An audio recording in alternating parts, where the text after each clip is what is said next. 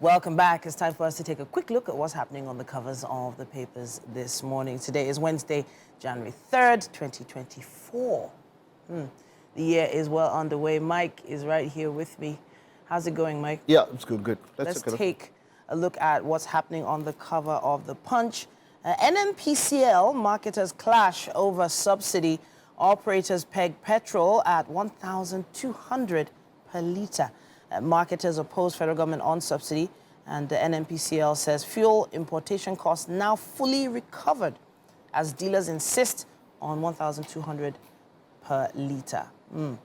Now, the photo story there showing 5 die in Japanese aircraft collision as earthquake kills 50. Now, that's an alarming story. The second day of the year. Yeah, I think first reports we heard was that all crew and passengers survived. Yeah. But this is something else quite sad. The way the flames are looking and, the rescue efforts, they say, have been strained because of the earthquake that happened basically at the same time. It's one reason to be thankful. I wouldn't want to use the word, let me not use the word now, thankful, but it's how we rarely see things like this in Africa. The continent is so, I still don't want to use the word I want to use now, because blessed. It would seem as though there is some sort of a bias. But the continent is in such a way that you don't have such natural disasters. Our disasters are more human-based. Maybe we'll have a geography conversation one of these days. Our disasters are more human-based. Wow. Yes. Okay.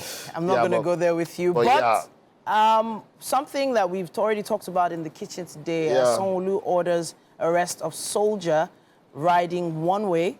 That video went online, viral online yesterday, and people are still talking about it. Plateau killings similar to Rwanda genocide, say North Central governors. Page 9 has more on that. Now, that is a very strong comparison, very strong. If you can remember, I know if you even look into history and a lot of videos and documentaries on what happened in Rwanda, that is really a strong comparison. But when it comes to magnitude, of course, that was in millions. Yeah. Hutu and the Tutsis and all of that. Yeah. But it's quite serious here. It's quite serious here. And from what we read during the news, I can see the response of the people. The response should go past condemnation and, into action. And for me, preemptive action, intelligence, acting on intelligence. Because some people had raised this thing. What is the need of an intelligence gathering body of any country's security framework? Intelligence, preempting these things, and then cutting them nipping them in the bud before they happen. We're going to move over to another paper now. Mike, do you have the Daily Trust with you? Okay. All right, let's Daily Trust, yes. And we are still talking about the Plateau, Jos Plateau State. It identified the root cause of Plateau killings for lasting peace. Growing up, I know there's the appellation for Jos, for Plateau State is the home of peace, or is it peace of tourism? The appellations, even though we don't use so many of those appellations again, but I know that Jos and Plateau State was always quite welcoming, and it's sad that we are hearing these kind of things or seeing these kind of things, right? The writers underneath that headline say NBA decries intelligence failure, like I mentioned, asked Tinubu to prioritize security. Pandef Afenifere Ohaneze, MBF seek end to killings in North. 19 vigilantes and several bandits killed in Kaduna, 12 gunned down as Boko Haram attacks Chibok. Whoa. FG suspends accreditation of degree certificates from Benin and Togo. Okay, and quite interesting there. And then NACON extends payments for 2024 Hajj to January 31. Protest rocks Lokoja over epileptic power supply and overbilling. All right. 37 billion naira fraud. Ex-Minister Sadiya faces EFCC today. And then above, just beneath the flag of the paper there, Kano governor denies exchanging blows and sacking SSG. National Assembly's budget of 344.4 billion naira, higher than 15 federal universities. And Tudumbiri, 1 month after residents await compensation and outcome of committee report. All of that on the front page of the Daily Trust. Okay, so that's what we have on the Daily Trust. Quite a few stories there that we're all following up on, and we'll be looking out for more information in some of our bulletins. We're moving on to the Nation newspaper right now. It says here 17 billion naira cash.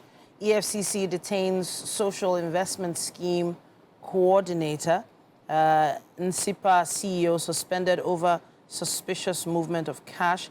Ex-humanitarian affairs minister for interrogation today. Now, the story starts there on the cover and wraps up on page 4.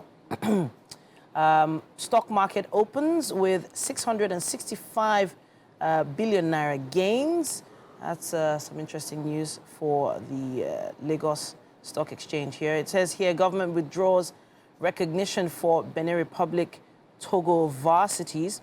Why lawmaker Ehi resigned by Fubara? It's my turn to be Edo's next governor, says Shaibu. The budget of 63 government-owned enterprises made public. Civil societies, citizens' rights advocates hail this action. Page 6 has more on that story. And let's see what we have on the bottom left. It says here 10 billion naira scandal rocks NIPOS restructuring plan. Senate orders deregistration of subsidiaries, probe of shares transfer. BPE defends shares acquired in officials' names. It's interesting. We don't really hear that much about NIPOS on a regular. And of course, yeah. When last did we use the postage or the postal system, as it were? The but postal then system is still it's still working. It's It is still still there working, because yes, of people still need to transport, packages and all of that, and of course not just letters. Then I remember when I and my dad, as a kid, would go to the postal box.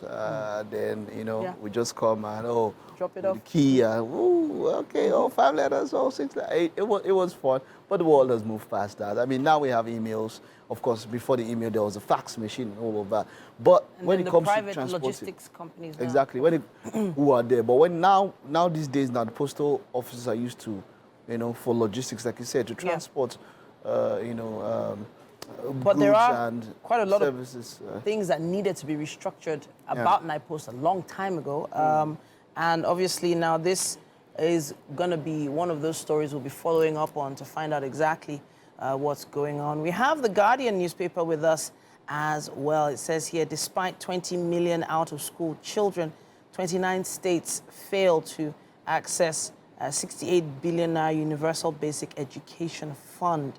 Now, the infographic shows quite a lot of information there.